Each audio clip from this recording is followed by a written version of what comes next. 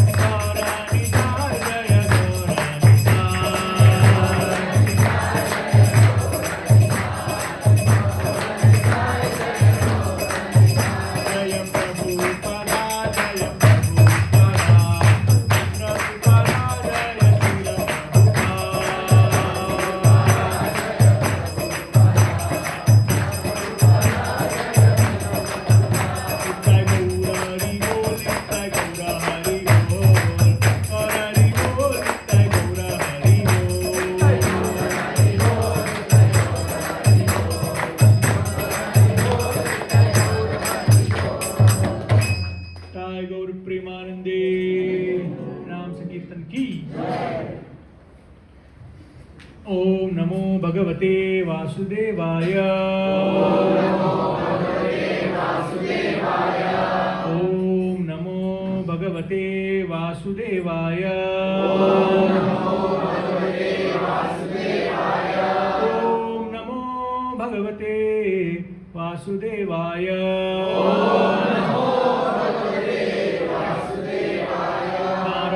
Namaskritya naram chaiva narottamam devim saraswatim vyasam tato jayamudirayeet nashtaprayeshu abhadreshu nityam bhagavata sevaya bhagavati uttamastoke bhaktir bhavati naishtiki krishnaya vasudevaya devaki nandanaya cha nandagopakumaraya govindaya namo namaha.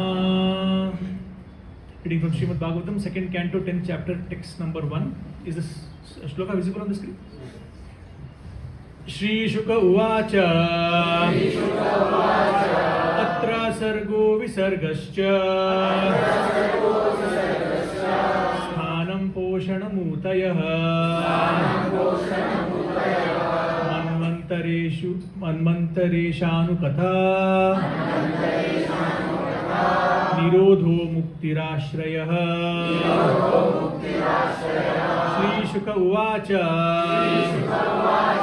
Atra Sargo Visargascha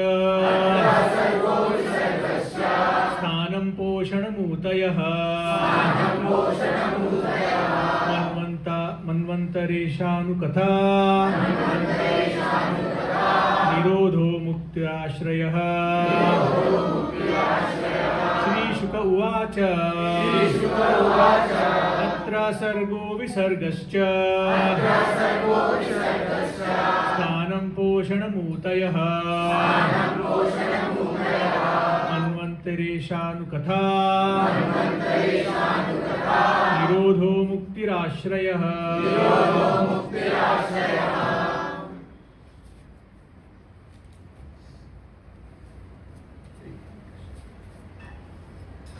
Translation by Srila Prabhupada.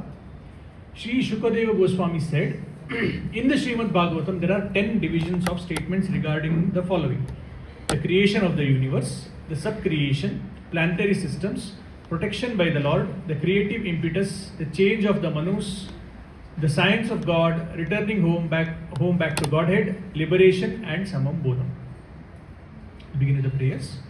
Magyānātimirandasya jnānāñjana-śalakaya chakshurmīlitam yena tasmai Shri Gurave namaha. Shri Chaitanya Manobhishtam Sthapitam yena bhutale Swayam Rupa Kadamayyam Tadāti Swapadantikam.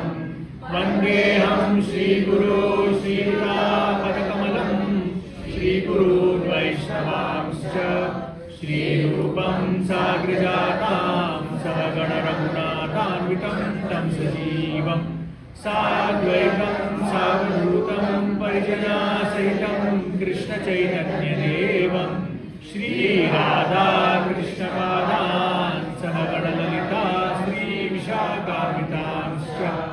Namaho Vishnupadaya Krishna Preshthaya Bhutale Srimate Bhaktivedanta Swami Iti Namine. Namaste Saraswate Deve Gaurani Pracharine Nirvishesha Shunyavadi Paschatya Deshakarine. Namo Mahavadanyaya Krishna Prema Pradayate Krishnaya Krishna Chaitanya Namne Gauratvishe Namaha.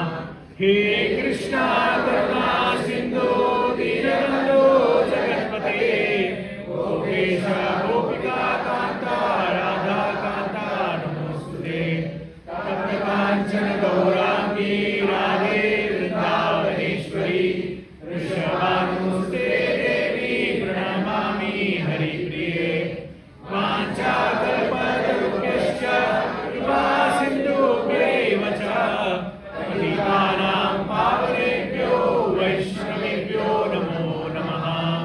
Jaya Shri Krishna Chaitanya Prabhu Nityananda Shri Advaita Gadadhar Srivasadi Gaura Bhakta Vrinda.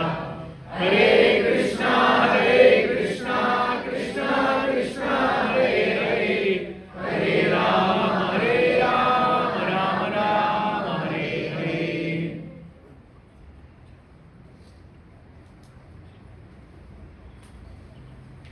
Hare Krishna. Welcome all devotees to Sunday morning Bhagavatam class. And as you can see, today's topic is very, very philosophical. These are the 10 topics of Srimad Bhagavatam. Like if those of us who have completed the Gita course, maybe this time or the previous batches, we discussed about the 5 subjects of Bhagavad Gita. Which are the 5 subjects? Ishvara, Jiva, Kala, Prakriti, Karma. Of these 5, which is eternal and which can be changed? Okay, which can be changed? Karma can be changed. Time changes on its own. We can't change the time. Right. Similarly, we as the soul will remain soul. Whether we are under Jiva, whether we are under Krishna's energy, under directly Krishna serving Krishna, or we are not serving Krishna, we will remain soul. And similarly, we have Prakriti. Prakriti also changes, but doesn't take our permission. It will be nice. It would have been nice. That's what everyone is trying outside, to somehow anti-aging cream and whatnot, right? So that somehow material nature can listen to what we are saying, but she doesn't. Time also doesn't listen. And in fact, time is considered to be one of the most difficult subject to understand. Even from a physics scientific perspective, time people are not able to understand. And that's the reason many people come with theories and fiction. What if you can go back in time? If you kill your grandfather, will you die? Because grandfather is not there now. So all those mental speculation that happens and the intellectual detailation that happens is with respect to the time, which seems to be moving only in the forward direction. Only after reading Bhagavad Gita we realize that Kalosmi Aham, time I am. Krishna says in Bhagavad Gita. So these are the 5 topics of Bhagavad Gita which we discussed, which we have elaborately discussed. And as how many chapters in Bhagavad Gita? 18. How many shlokas? 700 shlokas. Who were the speakers in Bhagavad Gita? Krishna, Arjuna is there, Dhritarashtra, Sanjay also is there. Right. So basically it is like brackets.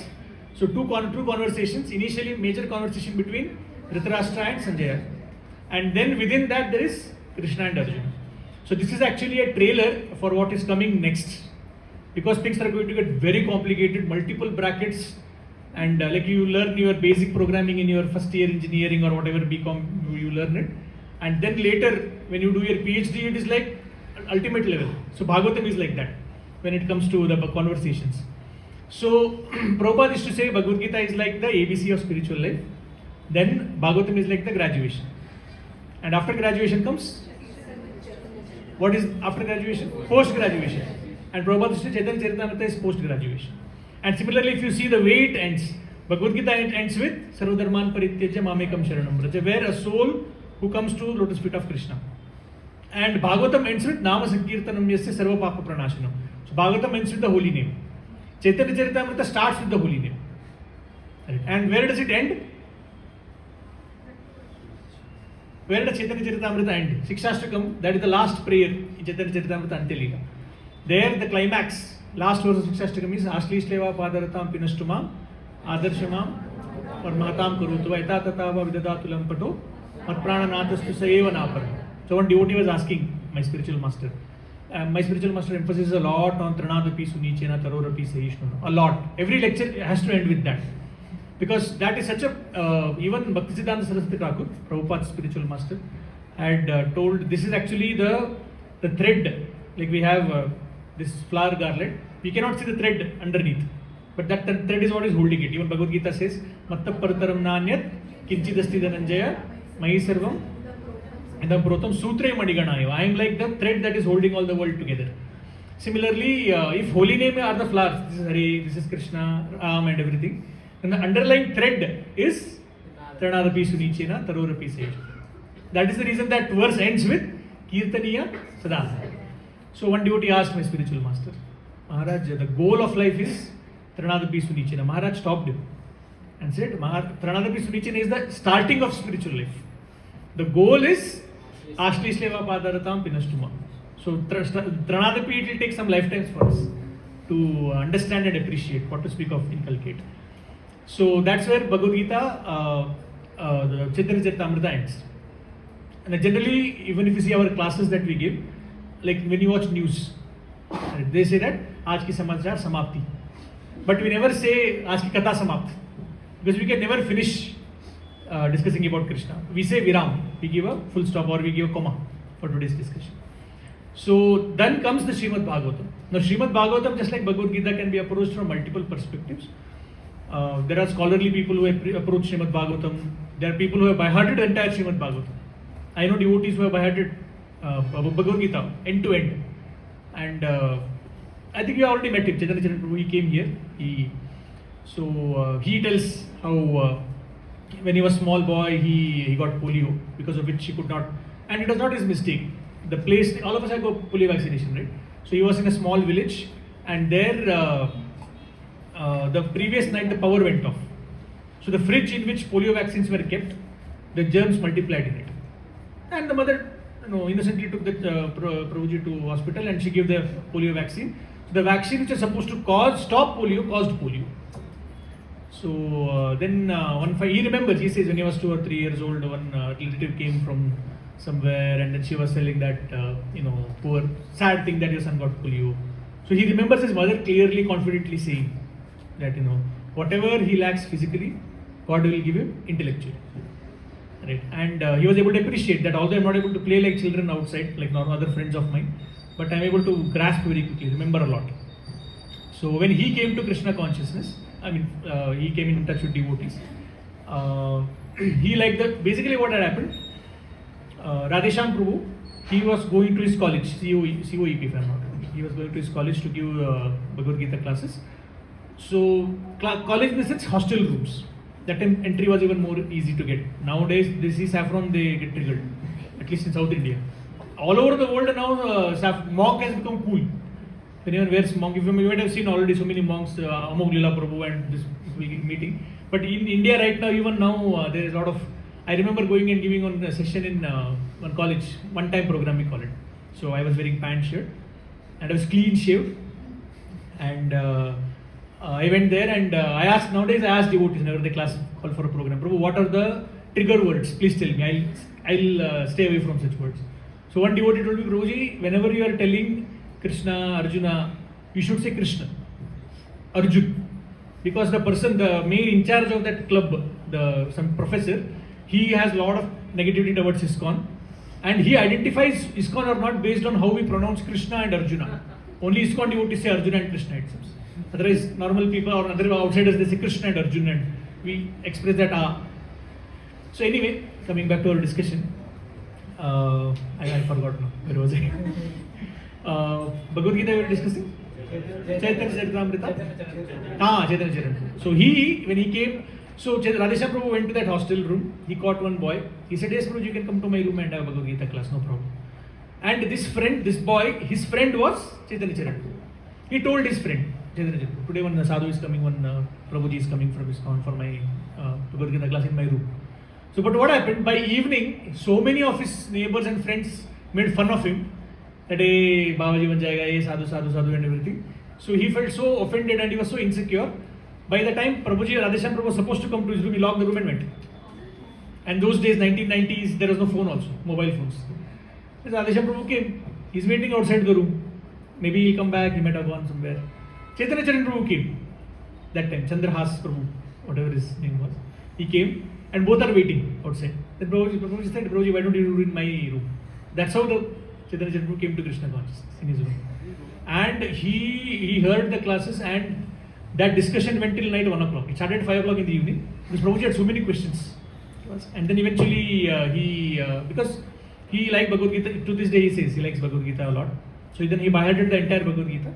Then he went to his men. So Radheshyam Prabhu's one of the counselees is Premnidhi Prabhu. Under him, Chaitanya Charan Prabhu was being trained. So one day he goes to Premnidhi Prabhu and gives him Bhagavad Gita in his hand. He says, Prabhuji, I by-hearted Bhagavad Gita. Prabhuji said, come on, this is too much. How can you by-heart Bhagavad Gita? 700 verses. And then, so he likes to play with numbers. So that's what, whatever was lacking physically, Krishna blessed him intellectually. And he was able to do wonders. To this day, he's been, if you see his schedule, my God, every day, currently he's in Bangalore, by the way, he's in ICC temple. After that, Hyderabad, and after that, he just travels, keeps moving. So, some people we know, like even outside ISKCON, who have by-hearted Bhagavatam, by-hearted Bhagavad Gita. But the way Prabhupada gave Bhagavad Gita and Bhagavatam was more from a devotional perspective. The reason is, the climax is supposed to be devotional. One person came to Prabhupada and said that, one person actually not Prabhupada, he was telling that your Prabhupada has given a wrong conclusion. What purports he has given? 6th chapter, Dhyana Yoga, Krishna is telling you should go to forest, stay away from the city, go to a place not too high, not too low. Nachashnatustu yogosti, nachekanta manashnatah, nachati swapnashila se jagrato neva jatmanah. Don't sleep too much, don't wake too much. And long list Krishna is given. Prabhupada writes in the purport, this is impractical, stay Hare Krishna, stand in home and chant Hare Krishna. So, Prabhupada is, this is a purport or this is a contradiction? What Krishna is saying, we're supposed to explain that, right? So, actually if you see, Krishna himself contradicts his own statements in Bhagavad Gita. What 4th chapter says?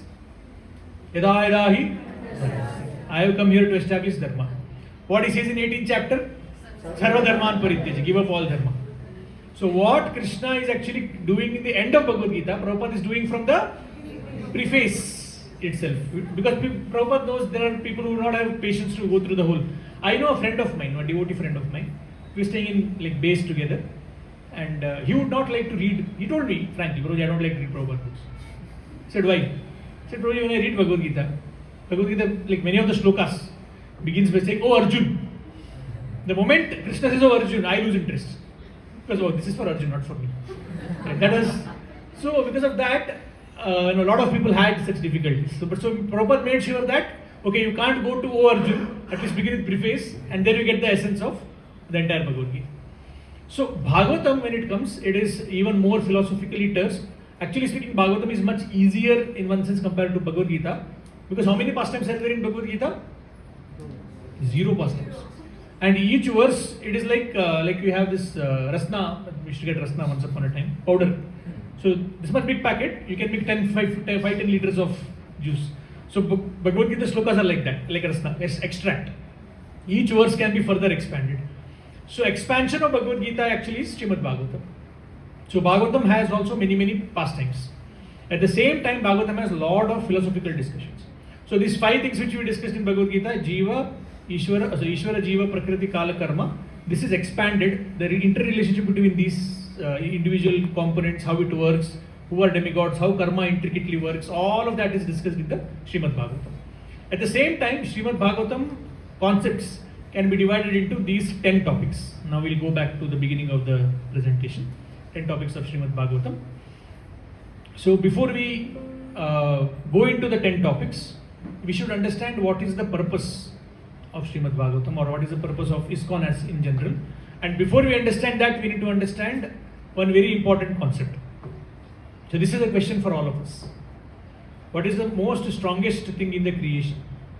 Not on planet Earth, the whole creation. You can start answering. There are no wrong answers. There may be wrong. There may be foolish questions. There are no foolish answers. Mind. Mataji directly on philosophy. You can start with diamond. Diamond is strongest. Then move. That is the. Then I realized platinum is or titanium is more stronger than diamond. What else is Mataji? Time. One more philosophical answer. Time is the strongest. No one can win against time. Human being. Who said that? Mataji is saying human being. Human willpower. That can also be. Right. What else? Desire. Mataji, they call it bullseye, right? Hit the target. Desire. That is. Although, anyone know how that word bullseye came into existence? So in the hunting, like in the Western countries, when they used to hunt, I don't know, they used to hunt the bulls probably. So that time, if you're able to hit the eye of the bull, that means the bull is completely conquered. It will fall on the floor. And so very ghastly definition of success. Hit the bullseye. And we are here considering bull as dharma. If you see Bhagavatam first canto, there is discussion about Parishit Maharaj, cow and bull. Bull is actually representing dharma. Anyway, coming back to our discussion. Why is desire so strong?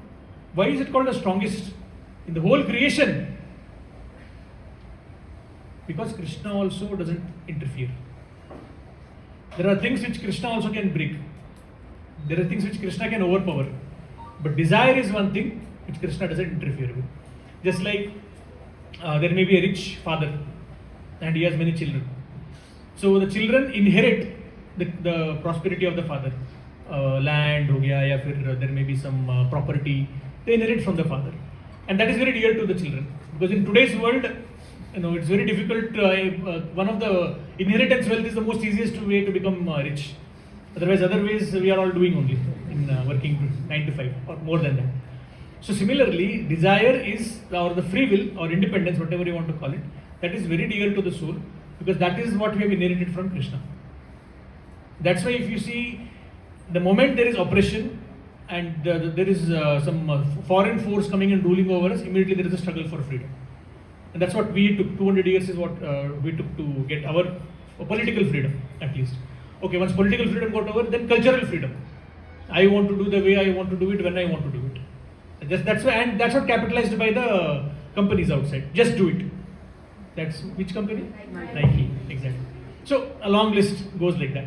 So cultural freedom we got, and now people are talking about financial freedom. Right? Fire, as they say. That's why I put fire behind the desire. Fire. What is fire? Financial independence, retire early. People are entering into job workforce at 22 and they want to retire at 35.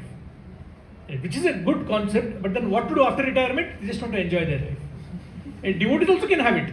Prabhuji, aisa I want to work so hard for next 15 years. At 35, I will, have a passive income and I will do services and preaching and everything. But in the process, we should make sure that for 15 years, if you pause the basics of Krishna consciousness, then we will be in trouble.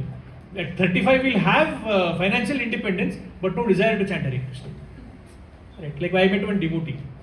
2000, I was in second year or third year of my Krishna consciousness. I went to my hometown, Mangalore. I used to go to ISKCON temple there and chant. So when I was chanting, after chanting, I was just taking some prasad, and then one devotee, like maybe some 2-3 years elder to me, he said, Prabhuji, he was in Sapana Dhoti, like white Dhoti Kurta. He said, Prabhuji, I am doing doctor. I am a doctor, medical student. I said, okay. And this is vacation, 3 months vacation. And we were discussing something, and then suddenly he said, Prabhuji, actually I have to go now. I have to chant my rounds. Okay. And then I went to wash my hands. Then I came back. Then he said, Prabhuji, did you complete your chanting today? I said, I'll take 8 hours to complete my chanting today. I said, 8 hours? Huh? He's chanting 64 rounds every day. He said, actually what happened, he's in medical profession, and the time is so hectic there is no time at all. Those who are doctors here be able to appreciate. He said that I'm not able to complete my 16 rounds on a daily basis. Because of which, whatever I'm not able to chant 16 every day, I'm keeping a track of it. How many rounds pending today? Pending. So he took permission from his aspiring spiritual master, and now in 3 months vacation, he has to chant 1617 rounds. Pending. From all the last 1 year of medical, whatever he had to keep aside. So sometimes we want, that situation also may come. Now it's easy for us to sit and judge. Prabhuji, priority is there, time will come. When it comes to us, then we'll understand. So when it comes to others, we are judge. When it comes to ourselves, we are attorney. Right? So just like many times even the words which we use, like especially in voice, when you stay in devotees, you can clearly see that. Somebody else is sleeping. I am taking rest. So yeah, biggest laugh comes from the right. Similarly, somebody else is fighting. They are fighting, Prabhuji. What about me? I was having difference in opinion. I don't fight. Right. So that is the problem. When it's very easy to judge the other person, but when we go through it, we'll understand. Similarly, when someone close to someone whom we like, they make some mistake, we give a lot of benefit of doubt. Someone is overeating, suppose. Prasadam for like minimum quantity, but someone is overeating, we'll say maybe Prabhuji is hungry or whatever. But someone else we don't like, if that person is, we see overeating or taking a little extra, Bakasur. Like Bhima or what all people come up with.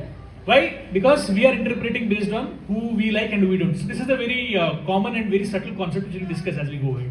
So desire, first Krishna doesn't interfere. Secondly, if you see, someone said time as one of the most strong forces. Right? Time destroys everything. Time has the power. With time, practically everything not only destroys, things change also. Like once one king, he was curious. He wanted to know what is God's work. Like everything seems to be going on according to clockwork. Season is happening, plants and trees are going, and things are dying also. What is God's job? So king was curious. Ministers are not able to answer also. Then this message was sent all over the kingdom. Anyone who has answered to this question, please do come and you will get a reward if you answer. If king is happy with your answer. So a beggar comes. He was having a katora also. He comes and he says, I have the answer. So ministers take him to the king and they told also, so be careful. If an answer is not pleasing to the king, head will be chopped off. Careful. He said, yeah, don't worry, I have nothing to lose. So he goes and he stands. So there was a king's palace and there is stairs to the king's throne. King was sitting on the throne. So the king says, so please tell me, beggar, what is God's role, God's job? The beggar says, I'll answer, but you have to come down first. The king comes down all the way. And then beggar tells, hold my katora. So he gives him the katora. And he walks all the way up, sits on the throne. King's throne. Ministers were trembling. Okay, this guy is gone to. Then sitting there, the beggar says, this is God's job. To make beggar into a king and king into a beggar. So that is the power of time. So someone who may be like considered, like many of the devotees currently in ISKCON who are shaking the hold of ISKCON and leading ISKCON, 40 years back, no one even knew their name. Like similarly, many knew, like Jayapataka Maharaj from day one, Gopal Krishna Maharaj from day one, many of them knew. But many of the other devotees, no one knew them. Similarly, many of the devotees who might have been prominent there, now they are not there. May not be in the limelight, they are still chanting Hare Krishna and practicing Hare Krishna. So that is the power of time. Time depreciates everything. Just like you buy a bike. Once you buy a bike or car, you put the key, start, you go for one round and come back. And say, actually I bought it for 1 lakh, but I don't want, I have to give it back. Will he give you 1 lakh back? Oh, no, immediately, within 1 minute, just 5 minutes is what it took you. In 5 minutes, what? He'll make you 90,000, 95,000 or whatever, 5,000 gone. Because anything you start using, immediately time starts depreciating it. Except desires. Desire is something, that's why many people say that I may be attached now, but as I grow old, my attachment will go away. Right? Please ask Dhritarashtra. Right? What Vidura had to do to detach Dhritarashtra, isn't it? So with time, the attachment only gets stronger and stronger. And there was that past time for some other time. So time is the powerful thing, but time cannot touch the desires. We'll discuss ahead. Whenever annihilation happens, whenever the universe annihilation happens, all the souls, right? As we know in Bhagavad Gita, we already discussed. The soul cannot be cut, cannot be killed, cannot be drowned, cannot be wet. So that soul actually goes and stays in the Nabi of Mahavishnu until a new universe is created, and then you have facility to do whatever you want to do, execute your desires. So which means that time that it takes is in billions of years. Billions of years have passed, but the desires are not gone. So that is what we are discussing. The whole concept of Bhagavatam, Bhagavad Gita is to directly focus on that, about the desires. That is the first question. Second question is this. What is that ISKCON is giving to the world? ISKCON is also giving desire, is it? Okay, that is Prabhu's answer. Hare Krishna Mahamantra. Actually, there was one institute which was performing surveys. And they were actually trying to understand what is the number one export of India. And they saw that in such remote places across the globe, there are ISKCON temples, that number one export of India is Krishna. That was their conclusion. Like in one of the African countries, I think Bosnia or somewhere, one Gujarati person went to do business from India. And he was just trying to figure, from scratch, he had nothing much money also, he was just figuring out how to do business. So he was just walking on the streets of that particular city in Africa, and there one Hare Krishna devotee was there. And he was distributing Krishna book. Right, so he came to this, and like in Africa, the complexion is very similar. Not some of them places are very similar. So he comes to that stall and says, Krishna books are there. He says, I am from Gujarat. Dwarka was there only. And for Gujarati, especially, they say Jai Shri Krishna. We have learned Hare Krishna after coming to ISKCON, but they have been saying Jai Shri Krishna since their childhood. So he sees the book, Hare Krishna, the Krishna book, and says, would you like to buy? And selling to Gujarati is very difficult. Because, for him to take out money from the pocket. So he said, I am from that place. What are you talking about? I don't want to understand. But then the problem was, this businessman, he didn't buy the book. But the problem was, he was from Gujarat and he was in a different country, he did not know the language of that place. So he wanted to learn that particular place's language, and that book was on that language. So he comes back the next day and he takes 2 books. Right? One he takes in English, another one he takes in that local language, so that he can learn the translation. Okay, this means this. Krishna is the means of this in this language.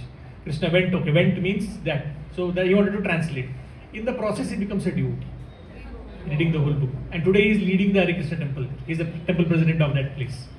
So how people come to Krishna consciousness, it's very fascinating. That's the reason there are websites, there are YouTube channels, how I came to Krishna consciousness. And if you remember last time when I asked this question to Sudama Prabhu, what was his first reply?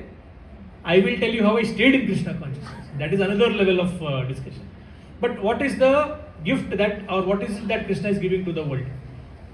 Someone said desire, Hare Krishna Mahamantra. What else? Yes, Krishna Prem, Hari Bol. That is ultimate gift which ISKCON is giving to the world. Anything else? Hope. That is one more thing, which is also one of the 10 subjects we will be discussing. Books. Yeah? Prabhupada books. Prabhupada books. Right? What else? Purpose of human form of life. What to do? Like recently I saw some Indian entrepreneur. He started some startup. He's 35, 36 years old. Sold his company for $700 million. And his statement after selling that is, I don't know what to do with my life now. So what was his conclusion? He kept that money somewhere in the bank account or something, and then he's doing internship in some rocket science. Right. So people don't know the, imagine if he gets to know the purpose. If he reads any of the Prabhupada books or meets any devotees, then how much more, not only he will be able to take this seriously, but also spread Krishna consciousness. So if you have to describe whatever you have said in one image, one picture, basically to transform our desires from selfish, self-centered desires to spiritual desires. I wanted to find another image. I was reading back to World magazine long back. In that there was an image where one person's face, half face, is like dark circles, drug addicted, smoking, drinking in the background. Another half face, smile, and some Hare Krishna temple. I was trying to find a lot, I didn't get it in the. So this is the closest I could find. So, especially when it comes to Hare Krishna, because what happens is whenever son goes to Hare Krishna temple, or any temple for that matter, parents are very happy. But if son goes to Hare Krishna temple, they are scared. Because Yadgatva Nani Vartante. So it may so happen that he may not. One such boy had joined ISKCON Juhu. And the father came, yelling and screaming that, what is this? He's 22, 25 years old. When he is my age, 50s, he should join. And our Prabhu said, yeah, good idea. You take the son back, you come. You join. We need you. He got bewildered. He never expected that kind of exchange offer will come. He said, I will check and come back to you. So he went home. And next day he came and said, actually I spoke to my family, I think it's better that he only stay there. Just because we are old, it doesn't mean that we have devotion or maturity or detachment for that matter. So one such devotee, when he joined one of the temples, his mother became very, very angry. She tried her best to get him back, but he was like, no, my desires have changed, I want to chant, I want to preach. So our value system changes. Like one devotee was saying, he came to ISKCON temple, he became a devotee, and one fine day, in the early days of his Krishna consciousness, he forgot his DSLR camera in the temple hall.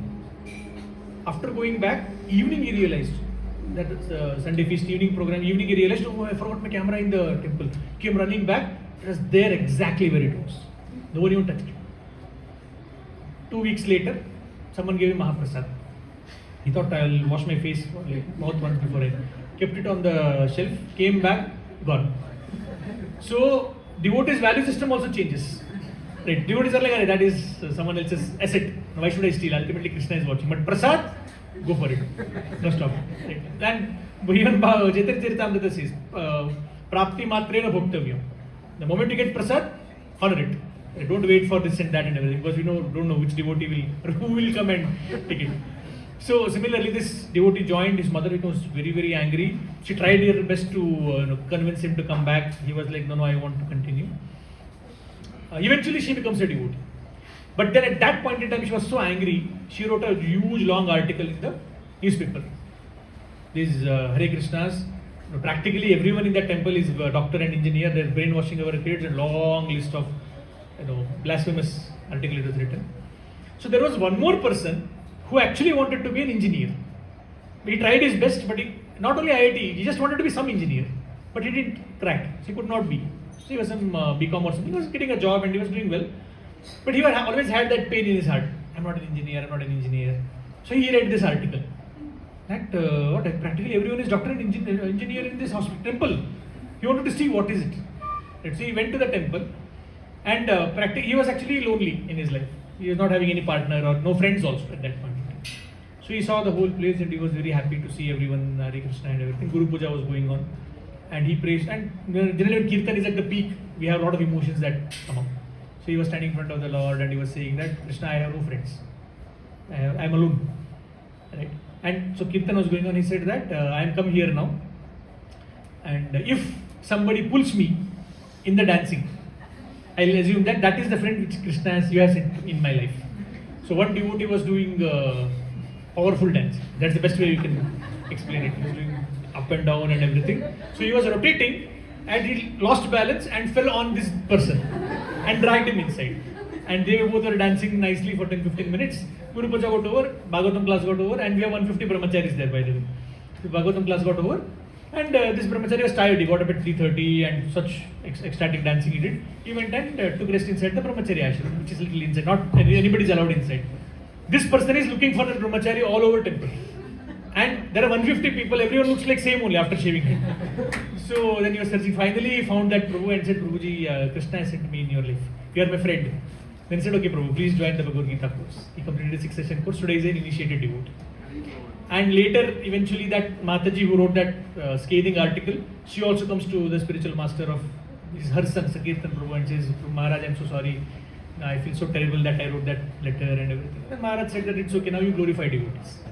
So that is the thing which ISKCON is giving to the whole world. That is, from selfish, self-centered desire, enjoyer, proprietor, controller, to wanting to become a servant. Now let us come to the topic of discussion. Now the class begins, actually.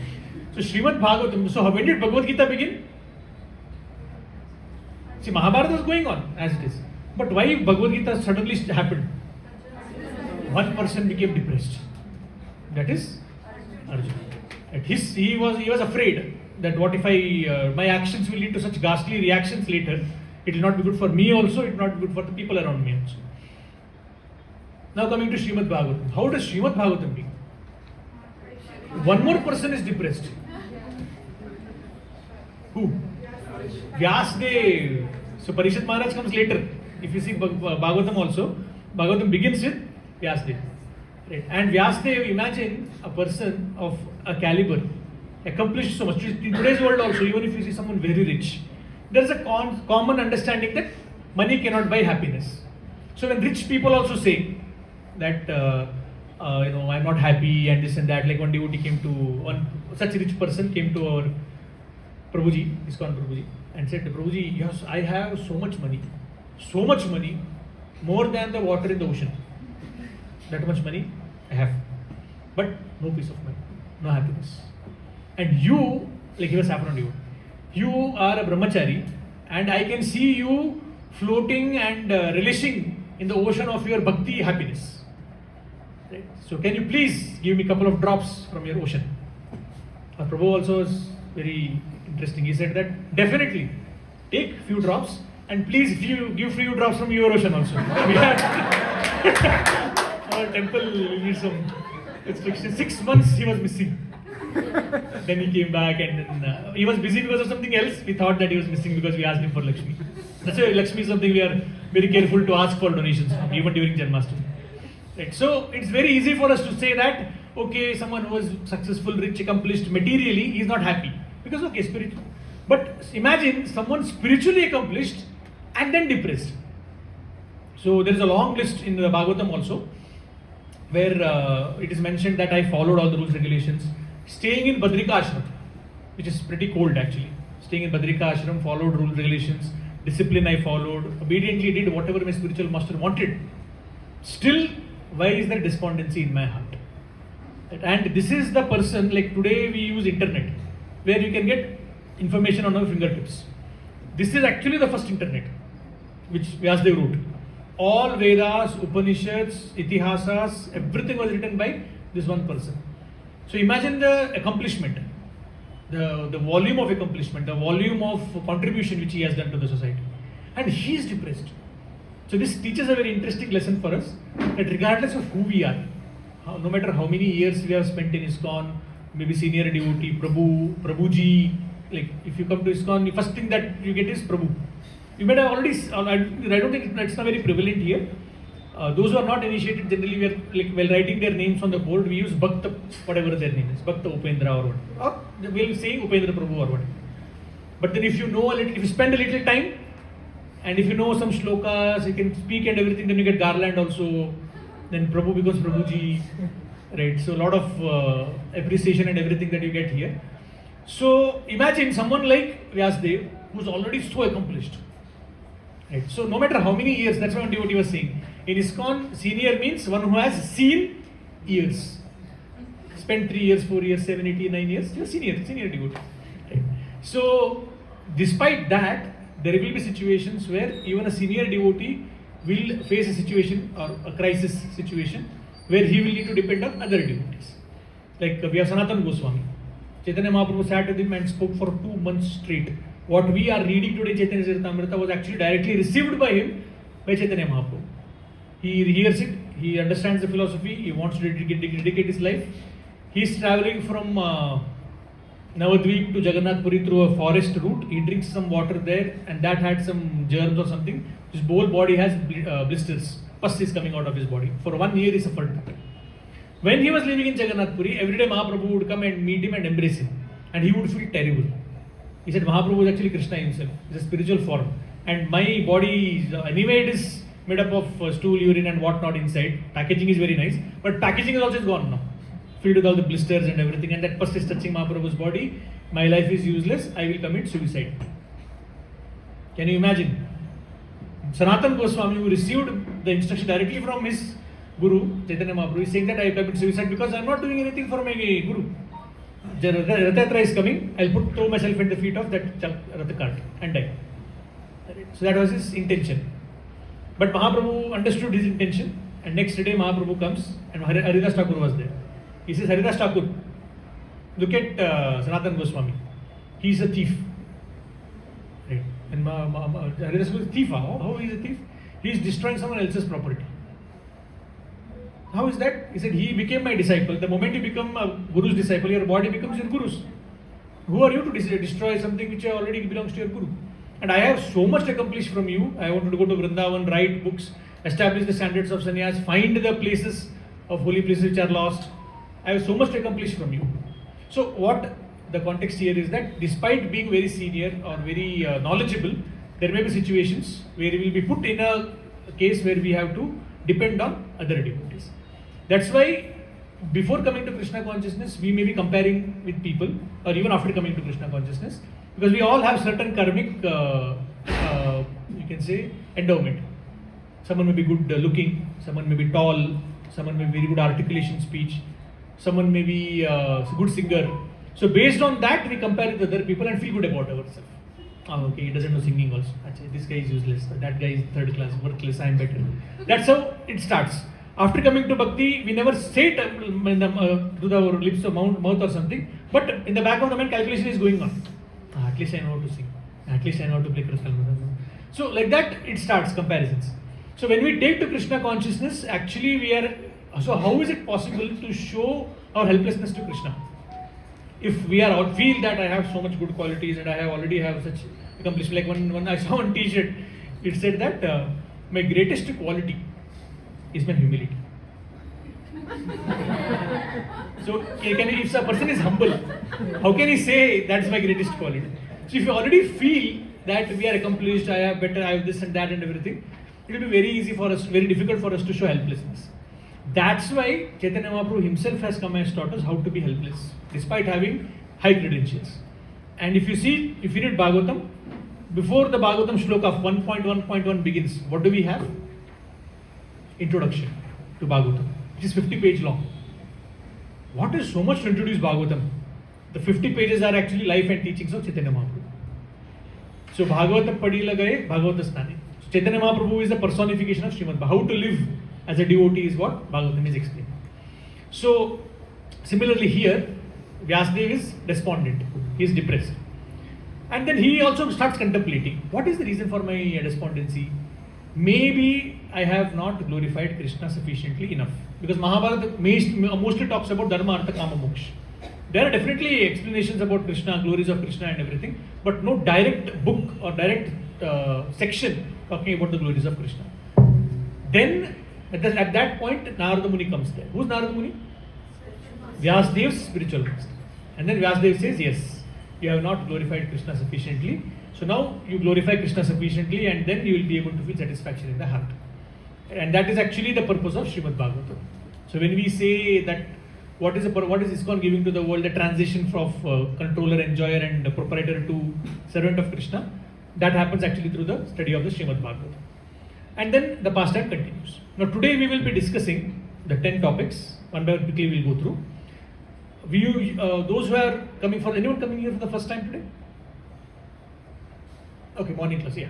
So, and those who are just transitioning from the Gita course 11 a.m. to the morning class, you may hear many names, many pastimes from the Srimad Bhagavatam, which whenever you hear something for the first time, you may get overwhelmed.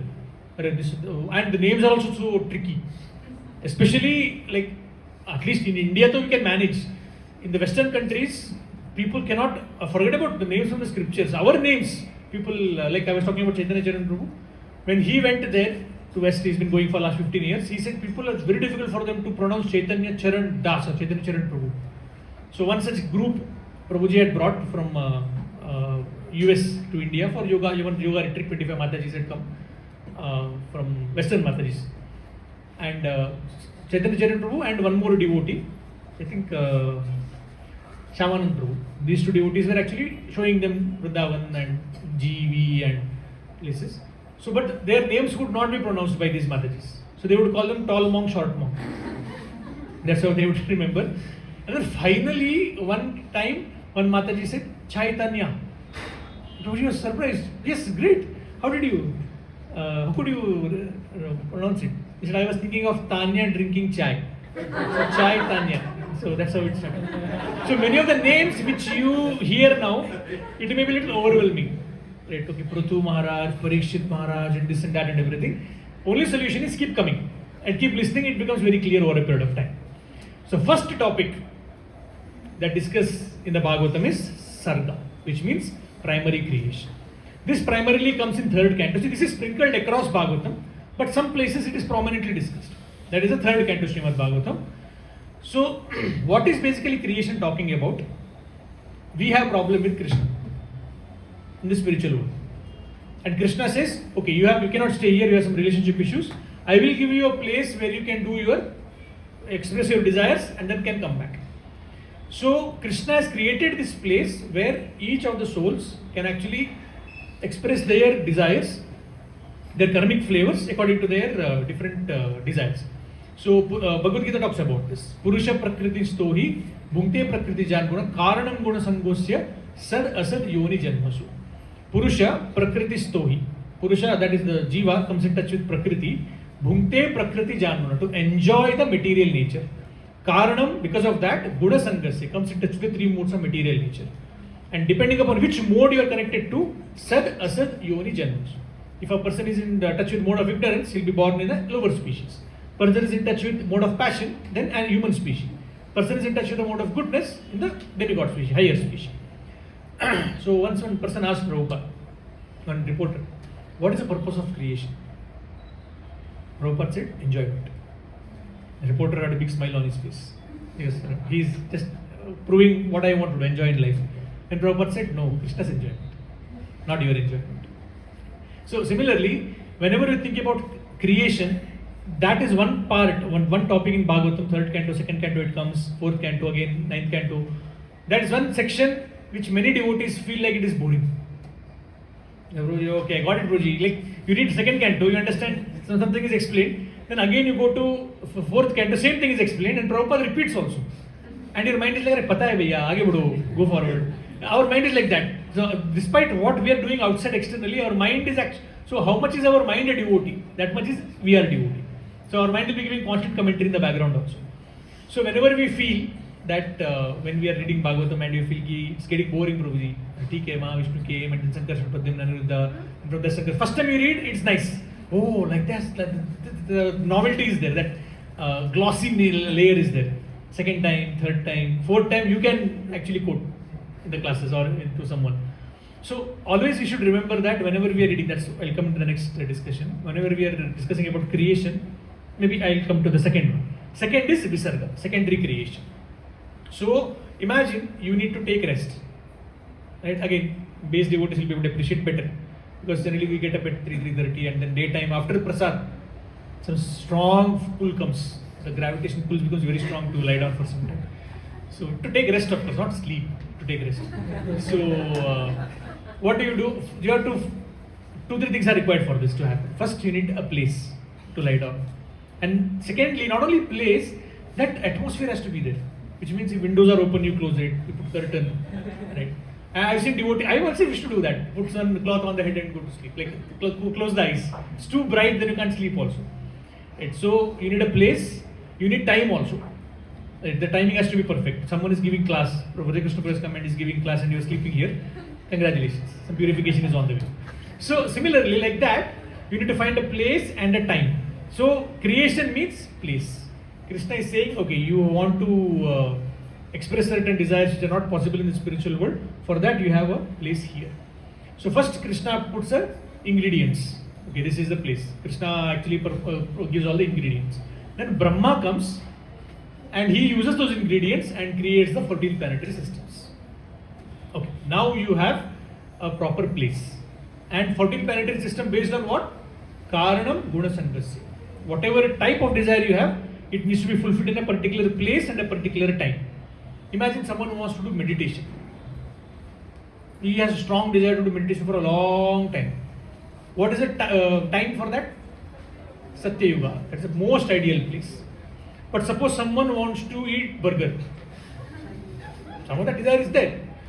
So Satya Yuga, Treta Yuga, Dwapar Yuga, even in Kali Yuga, you have to be born around 1800, 2000 so that there is McDonald's and God knows what else around us. So that's why there is a particular place and time. So place is created by Brahma, right? The 14 planetary systems. So several times in Srimad Bhagavatam, you will read about the creation. So you may wonder, this is very boring talk. Try to understand to what extent Krishna is willing to swipe his credit card to give you a gift. Because all the resources Krishna is giving. Right? So God gives and forgives. Man gets and forgets. Right? We keep forgetting, okay, next some other time. Okay, we'll surrender. We'll come to Krishna, we'll come to temple. When Krishna calls, we'll come to temple. And Krishna already called, Bhagavad Gita, Krishna is saying from 5,000 years, come to temple. Right? So in Adi Leela it is mentioned, Shri Krishna Chaitanya Daya Karaha Vichar Karite Chitte Pabe Chamakta. What does this mean? See, Krishna, you suppose someone hates you. Right? So the worst you will do is kill that person. But the best you can do is stay away from that person. Don't think about that person also. Because thinking about that person, we go into depression. So I don't think about that person. But here there are souls who don't want Krishna, who want to imitate Krishna, who want to do what Krishna is doing. And Krishna is actually swiping credit card after credit card for such people. Very similar to what Chaitanya Mahaprabhu did. So Mahaprabhu comes and he goes to Gaya, comes back from Gaya to Navadvip, starts Sankirtan movement. Initially he starts within the 4 walls of Srivas Thakur's house. That's called Srivas Angan. Day and night they do Kirtan. Only select people are allowed there. Okay, after some time Chand Kazi incident happens, because of which he starts a civil disobedience movement. Now Sankirtan is on the streets. Anybody can join. Okay, so what is the need for sannyas then? And everyone is chanting. Everyone is doing Kirtan. What is the need for Chaitanya Mahaprabhu to take sannyas?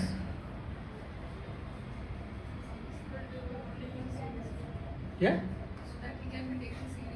He can be taken seriously, but already people are chanting. So many people are. And he was a scholar. At the age of 14, he had his own school. He also wants to set the example. Okay, he wants to set an example. But in our parampara itself, Advaitacharya never took sannyas. Dhanapur never took sannyas. Srivas Thakur never took sannyas. Actually, if you see our Panchatattva, most of them are grahasthas. Only Gadadhar Pandit and Mahaprabhu. 3:2 ratio. Grahastha versus sannyas.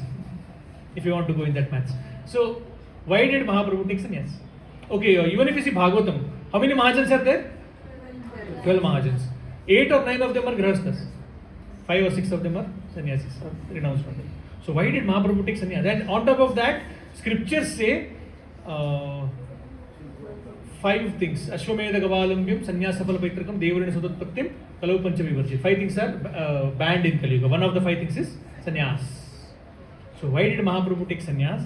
There were some people, some scholars, who felt karmically entitled, they felt that what is this Nimai doing? Chanting Gopi's name, Krishna's name, sentimental. So they were making fun of him, they rejected him. So to deliver those people who hated him, he took sannyas. He could have I enjoyed his time in Garastashram, but he took sannyas to deliver those people who hated him. That is the purpose of meaning of this verse. That if you contemplate on the activities of Mahaprabhu more and more, in your consciousness there will be chamatkar. And you start appreciating Krishna consciousness more.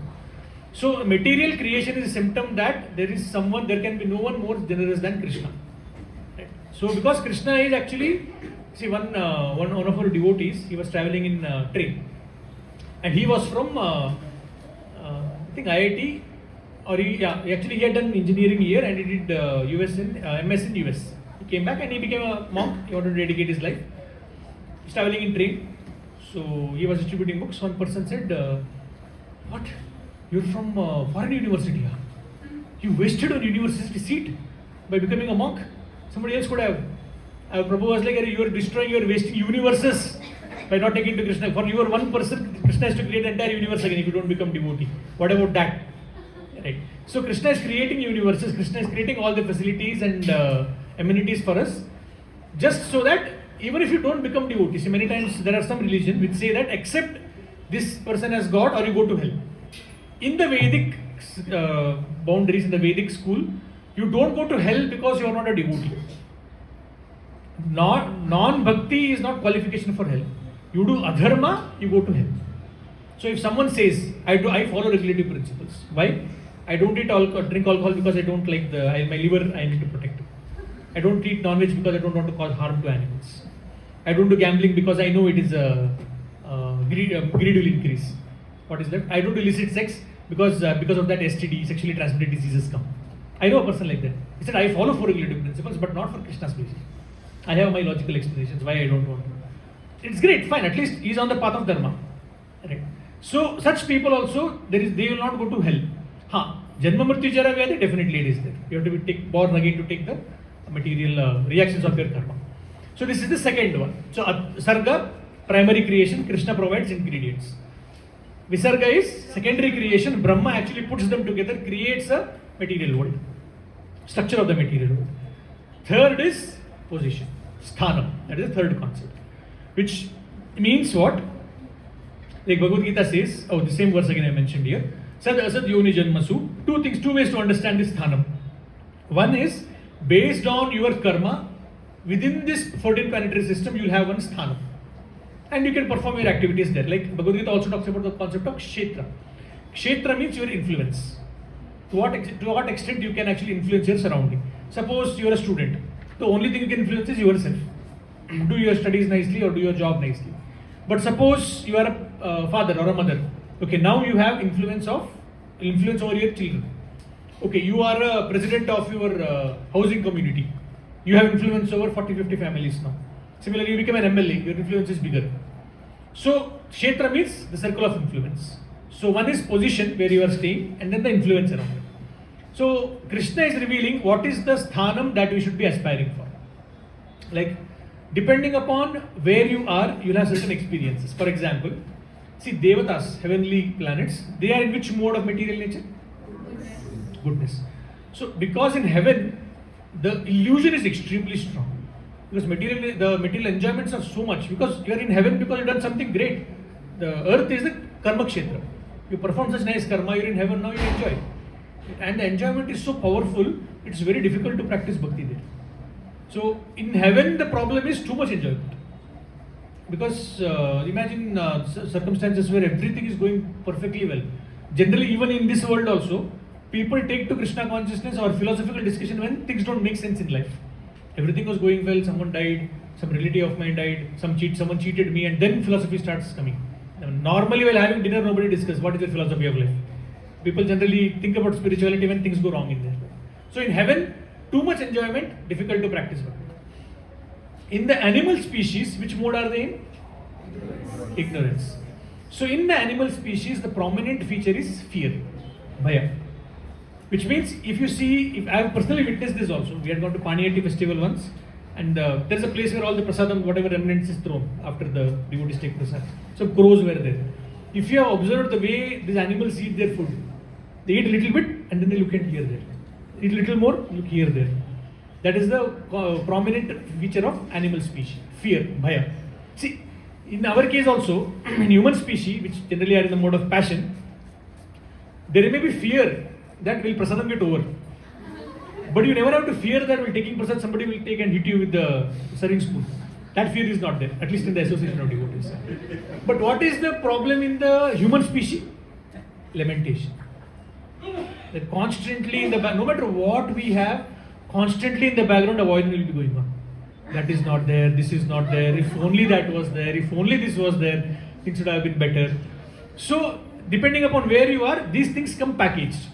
Right? That's why one devotee was telling me, comparison is a thief of happiness, of joy. Best way to destroy your happiness and peace of mind is compare with others. Within devotional service also there is a possibility, depending upon which mode you are in, you practice bhakti. So in the third canto Srimad Bhagavatam, there is discussion of bhakti in the mode of goodness, bhakti in the mode of passion, bhakti in the mode of ignorance. So Daksha Prajapati is an example of devotional service in the mode of passion, in the mode of ignorance. He was a bhakta only. This is, he was a devotee. He was actually son of Manu. Daksha means expert in performing rituals. Rituals are ultimately meant for pleasing Vishnu. But the problem was, as we discussed, desire, the most strongest thing in this world. Because he was so expert, because of which he felt that I am superior to Lord Shiva. This comes in the fourth canto, where he feels that I am better than Lord Shiva, and I have given my daughter in marriage to Lord Shiva. And Lord Shiva doesn't deserve marriage. And see, anyway, he's son-in-law. But the problem is, one fine day, Daksha was coming to his assembly, Brahma was sitting, Shiva was sitting, and everyone else was there, they got up. Brahma doesn't need to get up. That's the father figure. Shiva doesn't get up. Now, relation-wise, he is son-in-law. He was expecting, "Arey, get up na, you should give respect to me." But from a cosmic perspective, he is much above, actually on par with Vishnu. Daksha gets angry. Interestingly, he begins his statement saying, "Don't think I'm speaking out of envy." And then he speaks out of envy like anything. He offends Lord Shiva left, right, and then that leads to a lot of problems. That is the example of Daksha. I'll not break anything, I'm just giving you a trailer here so that you can get inspired to go and read the past time. What happens next? ... Dhruv Maharaj is an example of devotional service in the mode of passion. He wanted a sthanam. What sthanam? On the father's lap, he wanted a sthanam. Sit on the father's lap. But that was refused to him by his stepmother, Suruchi, because of which he wanted to perform yajna, perform a tapasya, to go to forest, find Vishnu and get a kingdom bigger than his great-grandfather. In the contemporary statement, is like, "Tumhare baap se bhi bada, I'll get a kingdom. Grandfather se bhi Brahma's bigger than Brahma, I'll get a kingdom." In the process, he meets Narad Muni, and then what happens, you have to find out. But that is example of devotional service in the mode of passion. Devotional service in the mode of goodness is Prithu Maharaj. Prithu Maharaj wanted to perform a sacrifice to please Vishnu. 100 Yashwamedha sacrifice, 100 sacrifice if you perform, then the Vishnu comes there. 99 he performed. But one of the side effects of performing this yajna is you become the king of heaven. So who is insecure? Indra is insecure. Imagine Indra, who is there, who is the king of demigods. 33 crore demigods are there. He is the king there. His sthanam is not fixed. He is insecure about his sthanam. Why? And Prithu Maharaj has no interest in that kingdom. He wants to perform his yajna and please Vishnu. So every time there is a horse kept, so Indra would come and steal the horse. Once, twice, thrice, multiple times it happens. And then finally Prithu Maharaj loses his cool. He actually sends his son. I think his son's name is Anshuman or something. Sends his son. Son is not able to fight against Indra. And finally he says, "I will get up and I'll kill Indra." He's a yajaman. He is the main predominating person who's performing yajna. You're not supposed to get up also. You're not supposed to drink water. And the priests say, if you kill Indra, then the whole yajna is contaminated. Right? And at that time, Brahma comes and pacifies Prithu Maharaj and says that, you are it's like basically there are two children of a parent. Younger children is more naughty and very small. Elder children is more mature. So Brahma comes and tells the elder son, "See, he is anyone can't listen to. He has a big long track record. In Bhagavatam only is a long track record of his shenanigans. So you leave him aside. You are mature and you give up the desire to perform this 100th yajna." Especially we have that OCD, obsessive compulsive disorder, to complete something. So Brahma is saying it's okay, you can give up that OCD, give up that desire. He gives it up, and seeing his maturity, and then what happens? Brahma brings Indra also and says, fall at his feet, ask forgiveness. Then he falls at his feet. This is the pastime. So when he's falling at the feet, that time suddenly Vishnu appears there. Because Vishnu is pleased by this interaction between his top, like, important children. So interesting, Prithu Maharaj sacrificed the sacrifice and still Vishnu came. Vishnu generally comes only when the sacrifice has reached perfection. But here this is a special incident that has happened. Right? So basically Krishna is telling repeatedly through these pastimes that yes, I have given you sthanam here, but this sthanam is not permanent. Any time, regardless of who you are, like an example I give you, king and beggar. What is God's job? To make beggar the king and king the beggar. So things will keep revolving in this world. So nothing is fixed. So be careful about what sthanam you are going to choose. Yes. Next is Oshanam. Oshanam means nourishment. So what is the nourishment here? In this instance you will find Krishna is Supreme Personality of partiality. He performs so much by the end of 6th canto, Parishit Maharaj is surprised. How is Krishna looks to be so partial, always taking side of demigods, not leaving, killing demons or leaving demons aside. Then 7th canto starts. But what happens here? 6th canto begins. So by the time you complete 5th canto, sthanam you have understood the whole creation. Then you come to 6th canto. 6th canto begins with the glories of the holy names. Ajamila's pastime. Where Ajamila, so one boy was asked this question. In a class like this, our Prabhu went to one college and said, who is your famous personality in Bhagavatam? Oh, Bali Maharaj, and one person said Prithu Maharaj, and one person Parishit Maharaj. One fellow said Ajamila. And Prabhuji asked, why Ajamila? He said he enjoyed in this life also and went back to college also. So, Zindagi ke saath bhi, Zindagi ke baad bhi. Right. So many times people may ask, okay, Ante Narayana Smriti, right? See, that's what I told you. Bhagavad Gita has one Rasna packet. Bhagavatam has a huge one container of Rasna. Right. Similarly, Ante Narayana Smriti, or actually Anta Kalecha Mameva Smaran Muktva Kalivaram, 8th chapter, that one verse is expanded into this one whole pastime. This and our Bharat Maharaj, 5th canto, one pastime comes. So here, many times people may say, okay, you have to remember Krishna at the time of death, right? So let me enjoy whatever I want. Once I am done with this life, take a gun, Hare Krishna. Amazing, no? It works.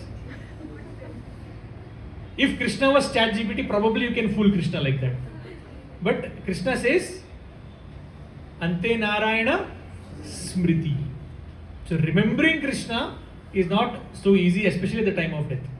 What to speak of the time of death? Even normally it's difficult to remember Krishna. And that's one thing about creation I forgot to tell. When Brahma creates the secondary creation, imagine you are building an apartment, your house, okay, from scratch, ground top. What is the discussion you will be having? First discussion. If you are like very serious devotee or you are a devotee, you will say, okay, where should be the altar?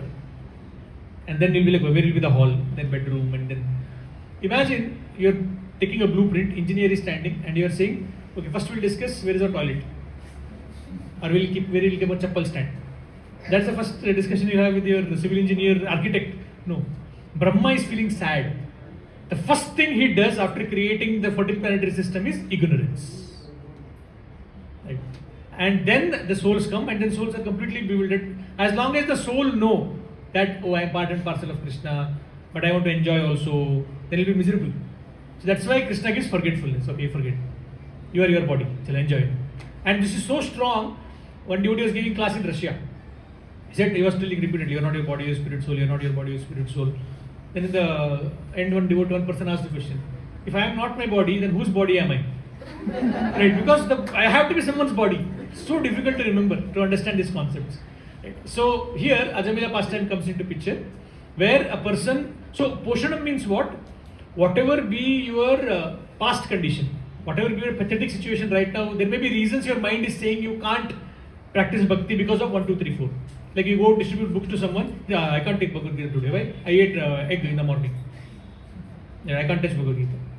So our duty is, don't touch, I'll give you a plastic bag. You give him a plastic bag. Go home and then keep it in have a bath and then you can touch. Right? So many reasons our mind will tell. Today I can't do this, today because of this and etc. etc. So this section, 6th canto, says that someone like Ajamil, who wasted 60 years of his life doing sinful activities, he took to Krishna consciousness. Within 12 years, he became perfected. Indra's pastime comes into picture. Indra offends his guru, Brahaspati, and then later he gets some other new guru. That guru turns out to be someone who actually offers oblations or offers credits to demons also. He is so angry, Indra kills his guru. That leads to sinful reactions, and one creature starts following him, and then finally they do Samudra. So long pastimes happen. So even if we have done sinful activities or we have done offenses, and the third example is Chitraketu Maharaj. Chitraketu Maharaj, okay, we generally hear about Ajamila. How many years did it take Ajamila to become pure devotee? 12 years. How many years did it take Dhruva Maharaj to become pure devotee? 6 months. How much time did it take Chitraketu to become pure devotee? 6 days. Can you imagine? Of course, he had to go through that pain experience of he wanted a child, he didn't get a child, he was desperate for the child. Then when Narada Muni or someone, Narada Muni, he comes and says, what's your problem? He says, I want a child. He says, I think it's not good for you to have a child. He says, no, I want a child at any cost. Then he says, okay, chalo, I bless you to have a child. Please name him Harsha Shok. Harsha means happiness, Shok means lamentation. King was so happy, he didn't go into the meaning of the name. He said, okay, done. And then he got a child, he named him Harsha Shok. Some circumstances happen. What is that? You have to read. Because of which Harsha Shok dies. So imagine, to not have something is painful, but to get something and then to lose it, so much more painful. In that painful situation, he is instructed into Krishna consciousness. He goes to forest, performs tapasya. 6 days, he is seeing Sankarshan in front of him. It's interesting. After that, he actually is blessed a lot. He is not going back to God immediately. He is blessed a lot. He becomes a Gandharva. And he has an airplane. It's a small image actually. He has an airplane, and through that he was going through the planet. And then he sees Lord Shiva is giving class. But one small problem. Parvati sitting on his lap. Audience are all saffron sannyasis. And Lord Shiva is speaking on detachment. How you should be detached. So seeing this contradiction, and by the way, Shiva's worshipable Lord is Sankarshan. And Chitraketu also saw Lord Sankarshan. So they are god brothers in one sense. Same Guru Bhai. And Chitraketu laughs. He says, what is going on here? You are giving a class on renunciation with the Parvati and you are like, he laughs like that. Now all the sages, they are like, my God, what is happening here? See, that's why whenever in our life we see two senior devotees having difference in opinion, better we don't take sides. Right? So we may have our analysis. He is right, he is wrong or whatever. Better don't take sides. They will do the needful. They will resolve it themselves. So all the sages, they sit quiet. Lord Shiva, he is not affected by anything. He didn't get affected by Daksha also. He is not getting affected by Chitraketu also. He didn't get affected. One person got affected. Parvati. She comes down and she curses him. My dear son, that's how it starts. My dear son, you're behaving like a demon, you become a demon. And imagine someone who is a devotee, pure devotee, in the next life becomes a demon. Not like Prahlad Maharaj, who has like a human feature. Actually, physically also he looked like a demon. But internally he was a devotee. So what is this portion I'm talking about? We may have certain mistakes we might have done. We might have done sinful activities like Ajamila. We might have offended some devotee like Guruji, like our Indra. We might have offended some senior devotee or equal devotee, junior devotee like our Chitraketu. Still all three of them have hope. That's the someone is saying what we give in ISKCON to the whole world, hope. This is the past tense. Sixth canto is all about hope. Next, after that is Utayah. Utayah means auspicious and inauspicious desires. This comes in the 7th canto, where Hiranyakashipu represents inauspicious desire. Prahlad Maharaj represents the auspicious desires.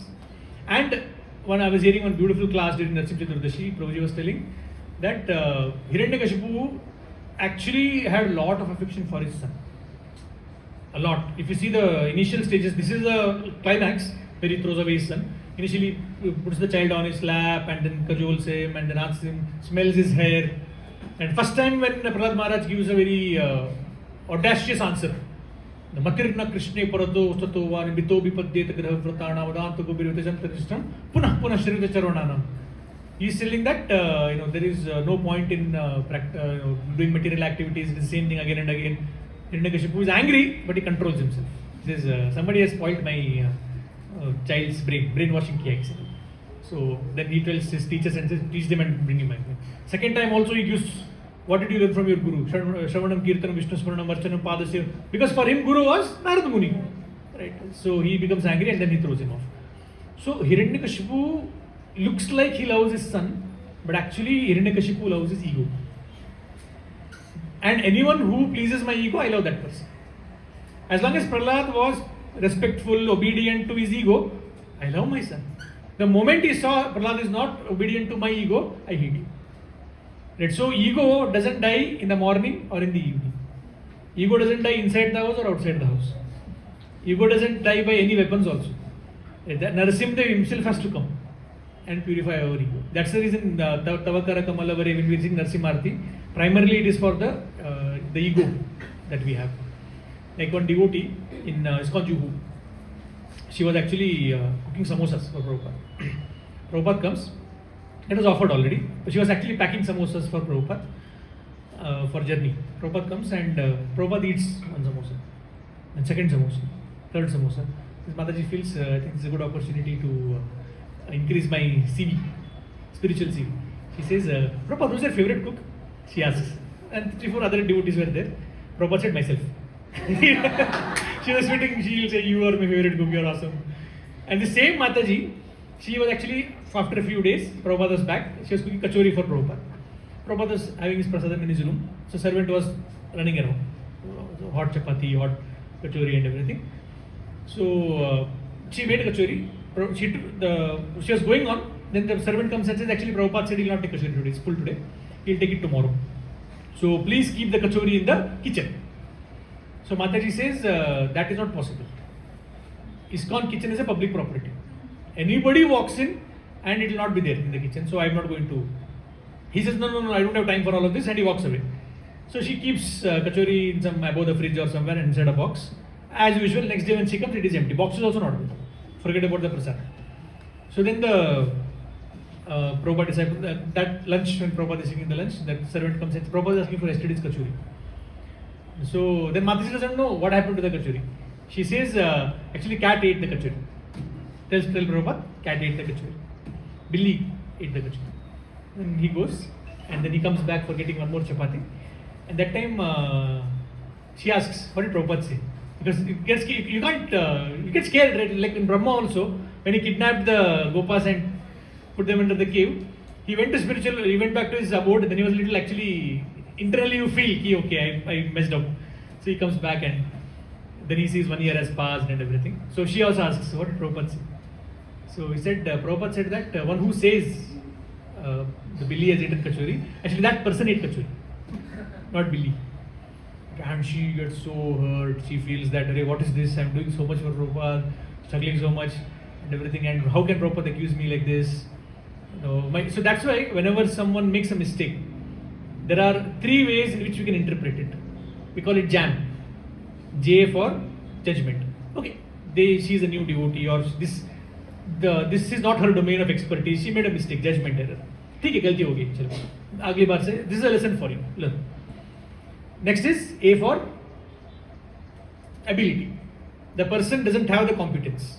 Like suppose someone doesn't know cooking, cooks for 80 devotees sitting here, right? And full devotion, kirtan is going on in the background before cooking, full all prayers, after cooking all prayers, offering with full devotion, but doesn't know cooking. So Krishna will be pleased. Krishna will be pleased, and only Krishna will be pleased. When devotees eat, then we will have a tough time. Right? So that is ability. Someone doesn't have the ability to, some competence is not there. But then comes the motive. That is the M. When someone questions your motive, Prabhu, you cooked like this because you wanted to give bad experience to everyone. That is where that's where relationship gets hurt the most. So when this devotee said like this, Mataji felt very bad. She felt that I am doing so much here and this is the comment I am getting. But somehow she controlled her feelings and she again prepared kachori from start. And then she gave it to that servant. He went and he came back without her asking. He said, Prabhupada said the kachori was the best of all the dishes. So our ego is the most sensitive and the difficult subject. And Prabhupada also used to say, don't unnecessarily hurt each other's egos. Right? So Shubha Ichha basically talks with respect to our egos. Next talks about Manvantara, where Lord takes care of this creation via his representatives. There may be many instances where Lord personally may not be there. Sometimes Lord personally comes and sometimes Lord does activities through Manu and his representatives. Right? Chaitanya Mahaprabhu also, when Raghunath Das Goswami, one of the 6 Goswamis, came and stayed with him in Jagannath Puri, he put him under Sarva Damodar Goswami. 16 years Sarva Damodar Goswami stayed in the same place as, Raghunath Das Goswami stayed in the same place as Chaitanya Mahaprabhu. Can you guess how many personal interaction he had with Chaitanya Mahaprabhu? 16 years, same place, and that time there was no, Mahaprabhu was not traveling so much also, he was there in Jagannath Puri. 0. Then finally after 16 years, one day he asked Sarva Damodar Goswami, at least ek interaction to ho jaye.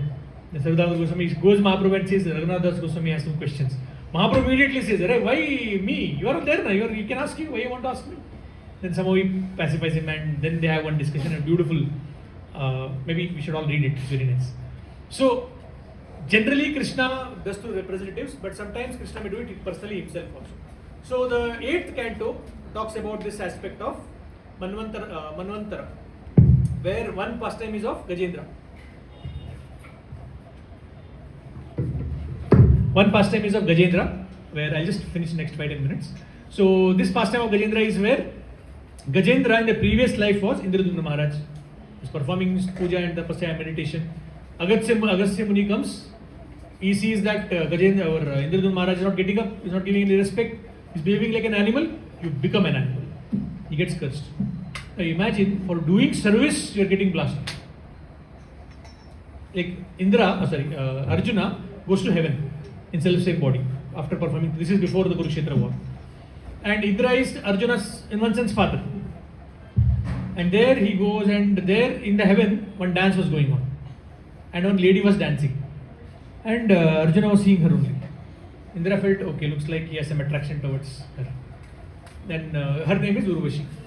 Urvashi, actually, once upon a time, Arjuna's lineage, great-great-grandfather, had actually children through Urvashi. Had that relationship as a wife. But then in heavenly planets, time is very slow. So people live for a longer period of time. So that Pururava had gone back to water or next better destination. But Urvashi was still there. So then Indra actually sends Urvashi to Arjuna in the night. That you are looking at me. So Arjuna says, I had no intention of looking at you in that direction. I was seeing you because you are my great-great-great-grandmother. You may be beautiful and everything, but relation-wise, Urvashi says, but I am in heaven. In heaven, those laws don't apply. He said, but I am not in heaven. I have to go back after a few days. I am a human being. I live on planet Earth. So Urvashi says, what nonsense is this? Imagine, generally in a human, in a society, man makes the first. Ladki dekhne jate hai na. Girl doesn't come to the boy. Boy goes to the girl's place to see the Lord. So here what happened? A girl is approaching a boy and boy says no. That's even more insulting to the woman, apparently. So that time she says, you are behaving like a eunuch, you become a eunuch. So imagine, he becomes a trans. 10 years back I had not known this, now I know, trans, that word is there. So not woman nor man. So for what? For sticking to his dharma. Right? So similarly here, Gajendra, Indradumna Maharaj, he was doing his devotional service, some intention, and then immediately curse. Become a dull animal. He became an elephant, king of elephants actually, and in that elephant body he remembers Krishna. Right? Why? Because when he was cursed by Agastya Rishi, he controlled himself. He showed restraint. Just like this Mataji was offended that I ate kachori. She restrained herself and did the kachori again. Similarly, Indradumna Maharaj restrained himself and said, anyway I am doing seva now. Wherever I go, I will continue doing seva. Similarly, Chitraketu Maharaj was cursed by Parvati to become a demon in the next life. He restrains himself, comes down and accepts that curse. Then Lord Shiva has something to say. He says, Parvati, you are very beautiful, but more beautiful than you are the devotees. Narayana parasarve nakutaschana bibhyati sarga apavarga apitulyartha darshana. Such the devotees of the Lord are fearless. You send them to hell, heaven, whatever, they are fearless. Because they are actually Narayana Parasara. They are surrendered to Lord Vishnu. That is Gajendra pastime. Interestingly, Gajendra pastime, again for those who are hearing it for the first time, Gajendra pastime is where the elephant goes into the water to have a picnic with his family. Suddenly a crocodile comes and holds their feet. And then because of that, he is wanting to come out but he can't. Because on land, nobody can defeat him. Unfortunately, he is in water right now. And in water, crocodile is stronger. He struggles for a long time. Then he realizes it's too late. All his relatives are standing and crying on the bank of the river. Then he realizes that ultimately for me, Savior is Vishnu. That remembrance comes from the previous life. That's why many times we may feel, Prabhuji, Bhagavatam class, you say 8 o'clock. By the time you actually come to the class, it is 8:30. Jai Radha Madhav, and then prayers, Om Namo Bhagavate Vasudevaya, and then shloka. At least here we don't do, but 3 times we recite, then 3 times Mataji recite, then 3 times Prabhu recite. So why is all that required? So Prabhupada writes in the purport that in this life, whenever you get an opportunity, try to recite some shlokas, try to memorize some shlokas, because we never know in which lifetime where we want to remember it. So here, Gajendra remembers. Interestingly, he doesn't even remember Supreme Lord. He remembers, he takes a flower and offers, whoever is supreme, I offer this flower to you. Acharyas say, when this happened, when Gajendra was offering, remembering Krishna, Krishna was in the spiritual world. Suddenly he is like reminded that my devotee is calling for me. He starts running towards the Gajendra's location. Garuda is there. He's sitting on Garuda, is going. He is feeling Garuda is low. Because my devotee is calling. So Krishna takes Garuda on his shoulder and he is going like Superman. And in the whole chaos, his dhoti becomes loose. So Acharyas have mentioned that the way he comes actually is one hand Garuda, another hand is holding his dhoti and is trying to protect Gajendra. That is affection towards his devotee. This is Gajendra pastime. Interestingly, the crocodile was himself another devotee, his name was. He was actually a little, like even in devotee community, there are some devotees who are bindas, who are very transcendental, that's the one word we use, who are very joking all the time and having fun and everything. I remember once I was in Kartik Yatra and we had Govardhan Puja. So we had, I think, something like 2,500-3,000 bhogas prepared by devotees. And Bangalore devotees were given opportunity to take it on the altar, the huge altar, and then unload also. It's like telling the cat to take care of the milk. Right? So at least me. So then finally we were there, and then okay. Interestingly, that was one thing that really amazed me. Like we talk about mode of goodness, passion, ignorance, depending upon which mode. That time I realized that depending upon what you are asking for, also shows which mode you are in. So not only we had to unload the prasad. After that, we had to guard it also. And then one by one give it to devotees who are coming for prasad. So Vraja Krishna Prabhu comes. And you know what he asks? Prabhu, fruits hai kya? Doodh hai kya? That is what he is asking. Prabhuji, everything, noodles and pasta, everything is there. Tell me what you want to know. I want fruits and milk. He takes fruits. And then finally, when we were serving and everything, somehow I got gobi Manchurian. Prasad. Very difficult to get generally. I don't know how I got it, but somehow I was only serving, so I got somehow. So I was taking and I went and sat, and there was one senior devotee sitting beside me. He's from Chowpatty. And Yugavatar Prabhu. He has, in the temple we do dramas also. So he actually played the role of Munna Bai in one drama. So Munna Bai became Hare Krishna, something like that. So because Mumbai is Maya Nagari, you need that level of activities to do there to get attention of people. So Munna Bai Chale, Hare Krishna, something like that. He was sitting beside me. And I sat there. And see, naturally, I told you, like, the comparison attitude is there. Although everyone is getting something good, but the focus is what he got. What is in his plate? What is in his plate? What is in his plate? So I sat there, and then I had Manchurian. 3-4 pieces were there. I thought it's not right for me to just eat like that. So I gave one to Prabhu, side by side. So this devotee, Yugavatar Prabhu, he looks at me and says, Prabhuji, आपने मुझे Manchurian दिया, आपका तड़ी पार हो जाएगा. Hari bol. You'll go back to God because you gave Manchurian. So there are some devotees that are very jolly, and so here this one, he had that one special jolliness. Whenever the sages are in the water, like belly deep water, and then they're doing puja, he would go underwater and pull their leg. That was his time pass. So one such time he did to one sage, and sage said, you are behaving like a crocodile, you become a crocodile. And that is the crocodile which actually came and bit the foot of Gajendra. Interestingly, because he did this, Vishnu came and killed that crocodile. He also actually attains his self-same devotee form and then goes back to his particular place. So here, because he held to the feet of Gajendra, he also got delivered. That is the beauty of this pastime. Then we have example of Bali Maharaj also. Bali Maharaj is actually grandson of Prahlad Maharaj. And then because he was into expanding economic development, his kingdom, fighting with demigods and everything, Krishna himself comes in the form of Vaman Dev and delivers him. So this is the concept of Manvantaranu. Then comes science of God, Ishanukata. So science of God, Ishanukata means, if you see Prabhupada, before he went to US, he translated how many cantos of Bhagavatam? Oh, I forgot to ask. How many cantos of Bhagavatam? 12 cantos. So what is canto? Generally, like I never Google also, but the only canto I knew was cantonment. In railway cantonment you catch. So Bhagavatam has clusters of verses are called as chapters. Clusters of chapters are called as cantos. Okay. So there are 12 cantos. How many shlokas? 18,000 shlokas. How many chapters? 12 chapters. 335 chapters. So out of these 335 chapters, 90 chapters are in 10th canto. Okay. So if someone feels, Prabhuji, kaise to karke from first canto I came to 9th canto. Kaise to kar, matlab Mount Everest, especially if you know devotees home we keep Bhagavatam in the showcase also. One devotee went to Italy and we had our devotees there. So he was staying in their home, Brahmachari devotee.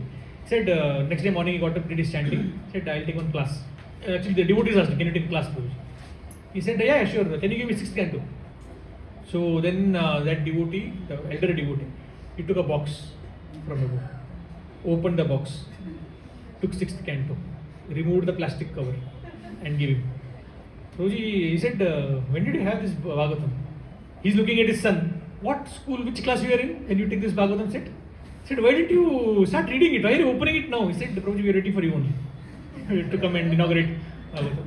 So suppose somehow you reach 9th canto complete gaya, Prabhuji. Finally I reached. What do you feel? 12 cantos, 9 canto means okay, 70% done. 10, 11, 12. 3 cantos remain.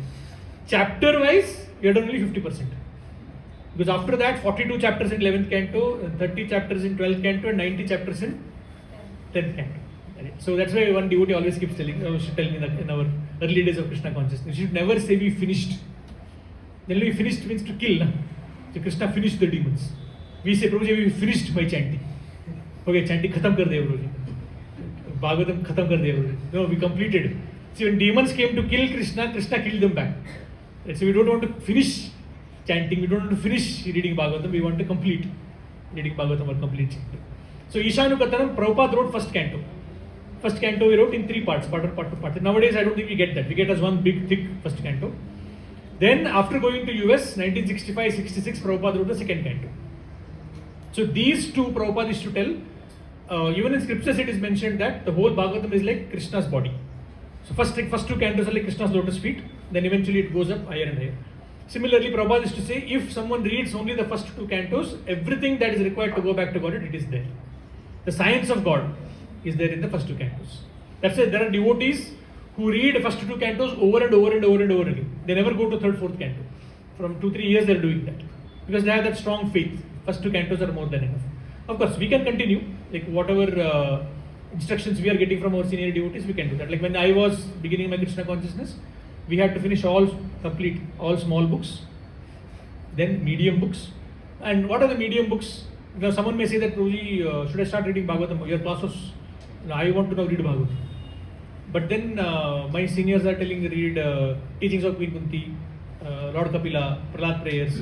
These small books and medium books are nothing but sections of Bhagavatam taken and written in a simple format. Otherwise, people see the volume of first canto and they get heart attack.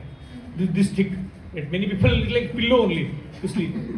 So that's why you can start reading with small books. And some of you in the audience, some of us, we may be reading books even before coming to Krishna consciousness, novels and this and that. So such people, they want to read more. So then you can go at your speed. Someone may say that, I don't like reading at all.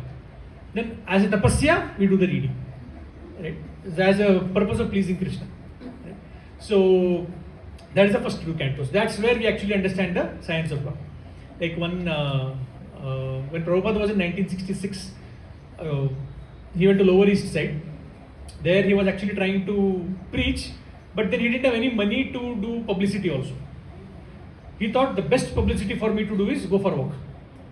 Because in a Western country, person is wearing saffron dhoti kurta, shaven head and is walking on the streets, people will be, at least heads will turn. What is this? So one such person, Howard, was walking. He was a professor of he was actually qualified to be a professor in one of the universities, but he became a hippie. He said, I don't want all this job and 9 to 5 and everything. He was going to his friend's room, Keith, to actually do drugs. So their understanding was take drugs, and then hallucination, whatever you see, that is actually spirituality. So he was going there. Then as he was walking, he saw on the other side there was one Indian Swami, and he and his Keith had come to India before, and they had come to a very disappointing conclusion. They said that those yogis who seem to be spiritual, they don't know English, and those yogis who know English, they don't seem to be so spiritual. So they were disheartened. They came back, but they had bought some lot of pictures, paintings, and everything. He saw, what is this Indian Swami doing? And he was like, he was wondering, have I already taken drugs or something? Am I already high? What am I seeing on the streets of New York? Then one truck passed by. Then he thought, okay, maybe if it is illusion, then it will go away now. He was rubbing his head.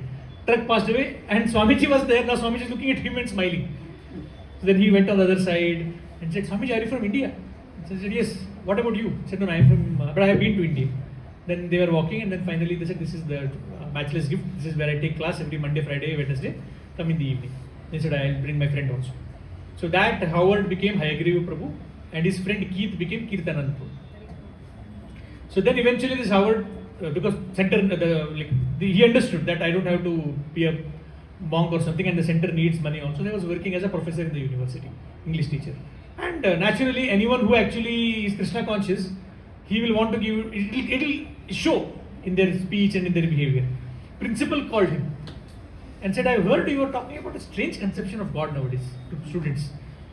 And he said, do you know who God is? He said, no, I am an atheist. Then how can you call my conception as strange? If you don't know only who God is, then how can mine be strange? No, I heard you telling God is black. He said, because generally those days, 1960s, black means, so if something is attractive, it has to be not black, because they felt the black is inferior. So he said, no, God is blue. That was even more bewildering for that person. How can, at least black person we have seen, we are not even seeing a blue person. And said, okay, wait, are you saying that God is a cowboy? Cowboy in the sense, in the American places, there are people sitting on the horse with a hat and with a gun and everything. God is a cowboy? He said, no, God is a cowherd boy. Right? That is even more bewildering to such a person. So when we take to Krishna consciousness, actually, although we are discussing this philosophical subject, to that extent we actually have done services, to that extent only we will be able to appreciate. Otherwise it will be very difficult to, theoretically also we may know, but after a certain point it starts getting difficult to understand also. Like there is one Guru Prasad Swami. He was actually instrumental in opening the Vrindavan temple. Most of us have gone to the ISKCON Vrindavan. And he was raising so much funds, and he was very young, extremely young. He was 25-30 years old. When he was in Mumbai, Kalba Devi market, he was raising funds. And there, afternoon time, no smartphone, no internet, no TV also that time. So people thought, let's have some fun. He said, they asked him, who is the hero of Mahabharata? He said, Arjuna is the hero of Mahabharata. Because that's what he heard from Prabhupada. He said, such fool. Hero of Mahabharata is Karna, not Arjuna. And that time Mahabharata also was not there. Little bit classes they had heard. They don't know what is the context. Even many of us may not know. He said, no. Prabhupada said Arjuna is the hero of Mahabharata. No, Karna is, and they were quoting many things. He did this and he did that and everything. And finally, at one point, Guru Prasad Maharaj became very angry. They said, your Prabhupada has taught you all dumb things and everything. He became very angry. He caught him by the collar. He was a saffron sannyasi by. Caught him by the collar, took his hand and said, who is the hero of Mahabharata? He got scared. He said, Arjuna. Then said, what is this? You're a sadhu and you are becoming angry? Is this what your Swamiji has taught you? He said, because Prabhupada has taught me, you didn't get hit. Before I'm meeting Prabhupada, if I had met me, already you would be on the floor, bleeding. Right? So this person, he was doing a lot, this devotee was doing a lot of, Maharaj was doing a lot of fundraising. And it's a job of a guru to detect if there are any impurities in the heart of the disciple. Again, see, these are happening between the top people, very senior devotees. We can't judge. So Prabhupada sensed that maybe he's becoming a little too proud. He's 32 years old and sannyasi also. So one night, Prabhupada 1 o'clock call Guru Prasad Maharaj. One servant goes and wakes him up.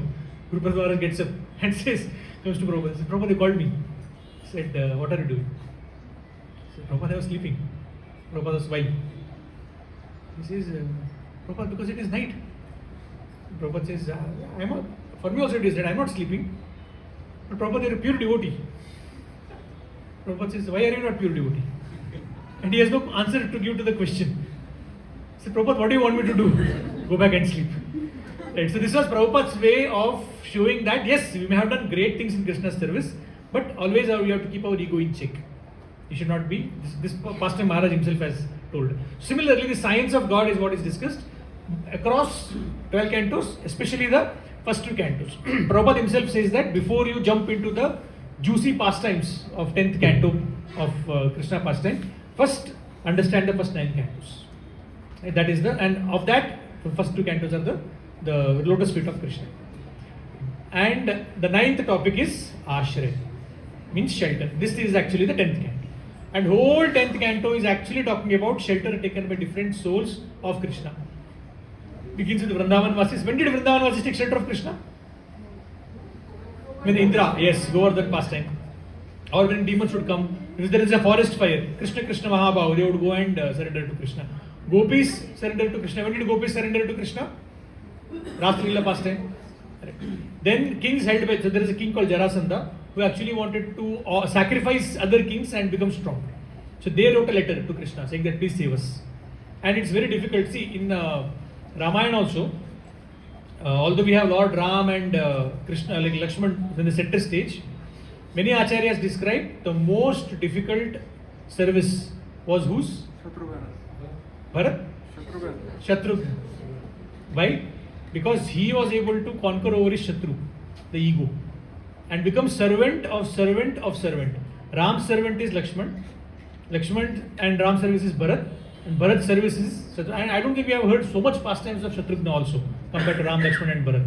Even in Pandavas, if you see, generally we talk about Yudhishthir, Arjuna and Bhima. Nakul Sahadeva are mostly in the background itself. So here, then next is Rukmini. She writes a love letter to Krishna. It's a transcendental first love letter to Krishna. And how is it different from the mundane love?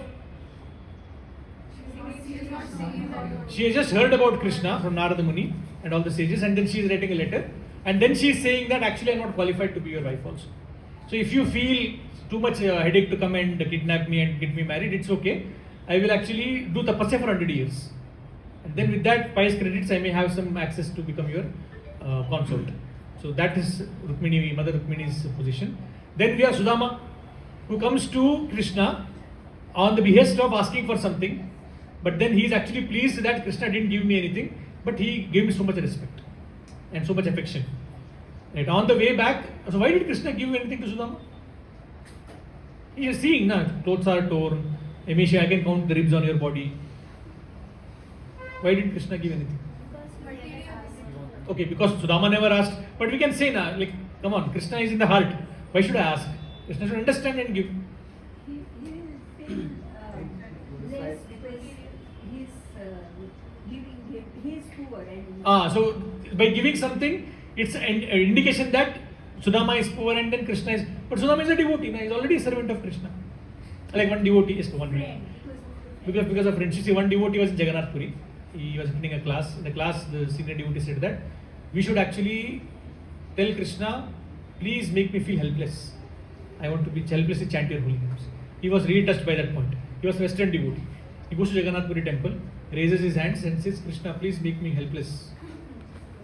He puts his hand down, his wallet is gone. And he had a bag, that is also gone. His passport, his credit card, debit card, Lakshmi, everything was there in that. And finally he put to police and then he gave a complaint, and after 24 hours he got all of that back. He said, Prabhuji, very dangerous. Because we expect that helplessness means within our comfort zone we'll be helpless. Right. Yes, Prabhu, Dinesh Prabhu. So I wanted to reciprocate, but these are the something that you are not having. Yes. I don't have anything to give. Whatever I give is actually falls short. Right. That's the poha which Sudama gave is so much more, because it's filled with love and affection of him and his wife. I cannot match. He begged and brought it. Yeah, that yes, not his. He begged and brought. Whatever I give, I will be giving mine. What will I beg and give? Because Krishna says, "Ye tamam prapadyante," I'll give you what you give me. So if you have begged something and given me, I should also beg something and give you. But I have everything, so I'll indirectly give it to you. That is Sudama. Then Dwarka Vasis. That when Jarasandha and Kalyavana, both demons were attacking. Then the Dwarka Vasis were actually helpless, and they were shifted from the Delhi all the way to Mathura, all the way to Dwarka, the new place that has been created. So the 10th canto is filled with although see across the whole Bhagavatam there are pastimes of people taking shelter, but Bhagavatam 10th canto stands uniquely for that. Last one is annihilation, Nirodha. Jatasyo hi dhruvam mrityu dhruvam janma mritasya cha. Anything that has birth has to die also. Srimad Bhagavad Gita, 2nd chapter, talks about it. So here similarly, 12th canto gives a description of the different types of destructions. One destruction happens constantly. I gave example of time. The moment you put a key in your bike or car, depreciation has started. Another destruction happens at the end of Brahma's night. Right? Or when the water in the 14th planetary system, see, all these are complex topics. As you read, you will know it. I have certain more classes. So then Brahma's night, then again Brahma's day, creation again starts. Again Krishna swipes the credit card to create more. End of Brahma's life, when this whole universe is destroyed. That is one annihilation. And finally, end of the entire cosmic manifestation. Brahma, Mahavishnu inhales and all universes go in his body. Right? So one of the important topics which are discussed with respect to annihilation is what happens after death. So there are personalists and there are impersonalists. Personalists feel that after annihilation of the body, the soul and the Lord remains separate. Whereas impersonalists feel that we merge and become one. So once one person wanted to practice spirituality, he goes to a forest, which is known for a lot of sadhus and sages and everything. He goes to a forest and he asks one random sadhu, I want to practice spirituality, what should I do? He says sit here, he happened to be an impersonalist. So he says sit here like this, back straight and chant. Soham, Soham, Soham means Sa-aham, I am that God, I am that God. Soham, he is chanting. One devotee was passing by. He said, what is he chanting? Soham. That is not like you're like wanting to become one with God. He feels sorry for him. And he comes to him and says, actually, who told you to chant this? He says that one sadhu was there, he came and told. Now he knew if I say that sadhu is wrong, he may lose faith in spirituality altogether. He says what he said was right, but you have to add one da in front of soham. Da soham, da so. What do you mean? I am servant, I am servant. He's a devotee, he's happy. He's good. Then that impersonalist comes again through that route. Da soham, what is he chanting? I told him to chant soham, right? Then he asked, what are you chanting? No, one person came and said, what you're telling is right, but then to make it better, to add dasoham. Okay. Actually, what he told was right. Add one more sa in front of dasoham. Sadasoham, always I am God. So he is chanting Sadasoham, Sadasoham, Sadasoham. Then again the devotee was passing by through that route. He said, what is he chanting? I just told him to add dasoham, dasoham. He said, who told you to chant? No, the same person came back again. He said, Sadasoham, I am always God. He says, okay, no problem. We add one more da in front of it. Dasoham, I am servant of servant. So there is always a conflict going on what actually happens after annihilation. And frankly speaking, there is no scientific proof. We can say that, okay, this is the proof that we are a personal, God is personal, God is impersonal. These are the things which we only have to experience as we progress in spiritual life. And the last topic is of liberation, mukti. This is where the 11th canto comes into picture. Majority discussion is in 11th canto, where Krishna is demonstrating that I am not only telling Arjuna, be detached, be detached. Krishna is demonstrating I am also detached. Right. So what he does in the 11th canto, there is destruction of Edo dynasty. Right. And not only that, the Dwarka actually sinks. So imagine you create something. Like generally whenever, like I was recently going through the news and Mukesh Ambani's interview came. He is saying that my father told, if you want to make money, then doing business is the foolish idea. Start a business to leave a legacy. Leave a legacy matlab, after you die also business should continue. Right? So similarly, anyone who creates something wants it to remain even after I am gone. But here Krishna, he is leaving, but Dwarka is also sinking. So he is that much detached. Even Vrindavan, if you see, Vrindavana Kili Varta, performed so many pastimes. Today, if you go to Vrindavan, there are a lot of monkeys, and from the external perspective, it's very easy to be not attracted to that place unless you have some spiritual vision. Okay? So Krishna demonstrates this detachment. That is about the mukti. So in general, in short, what are the 10 topics of Bhagavatam? Atra, Sarga, Visarga, Sthanam, Poshanam, Utayaha, Manvantara, Ishanukata, Nirada, Mukti, Ashraya. These are the 10 topics of Srimad Bhagavatam. So Prabhupada ki, Srimad Bhagavatam ki, Jai. So this was a philosophically terse subject, and but then it's important as a tapasya. Those who don't like philosophy, for us it's a tapasya. Those who like philosophy, they can relish anyway. Anybody has any questions before the announcement? Prabhuji is walking here. At the time anybody has any questions, you can let me know. Yes, Prabhu.